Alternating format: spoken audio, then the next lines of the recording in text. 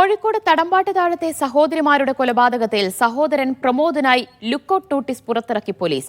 പ്രതിയുടെ tower location കേന്ദ്രീകരിച്ചും അന്വേഷണം പുരോഗമിക്കുകയാണ്. തടമ്പാട്ടു താഴത്ത് താമസിക്കുന്ന ശ്രീജയ, പുഷ്പലളിത എന്നിവരെ ഇന്നലെ രാവിലെയാണ് വീട്ടിനുള്ളിൽ മരിച്ച നിലയിൽ കണ്ടെത്തിയത്. സംഭവം ബന്ധുക്കളെ വിളിച്ചറിയിച്ചതിന് പിന്നാലെ ഇളയ സഹോദരൻ പ്രമോദ് ഇവിടെ നിന്നും കടന്നുകളഞ്ഞു. ഇയാളെ കണ്ടെത്താനുള്ള അന്വേഷണത്തിലാണ് പോലീസ്. ഇതിന്റെ ഭാഗമായി ചേവായൂർ പോലീസ് പ്രമോദിനായി ലുക്കൌട്ട് നോട്ടീസ് പുറത്തിറക്കി. പ്രമോദിന്റെ ടവർ ലൊക്കേഷൻ പരിശോധിച്ചപ്പോൾ ഫറോക്കിലാണ് ഏറ്റവും ഒടുവിൽ കണ്ടെത്തിയത്. എന്നാൽ ഇയാൾക്ക് ഫറോക്കിൽ ബന്ധുക്കളോ സുഹൃത്തുക്കളോ ഇല്ല. മാസങ്ങൾക്ക് മുൻപ് അപകടം പറ്റിയതിനെ തുടർന്ന് പ്രമോദിന് നടക്കാനും ബുദ്ധിമുട്ടുണ്ട്. സംഭവസ്ഥലത്തെ CCTV ദൃശ്യങ്ങളും പോലീസ് പരിശോധിക്കുന്നുണ്ട്.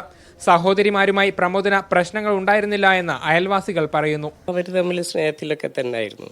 പിന്നെ കേട്ടെടുത്തോളം ഇയാൾ കല്യാണം കഴിക്കാത്തത് ഈ പെങ്ങന്മാർക്ക് വേണ്ടിയിട്ടാന്നൊക്കെ പറഞ്ഞിട്ടുണ്ട്. ഒരാൾക്ക് കിടത്തത് തന്നെയായിരുന്നു ഒരു പെങ്ങള്.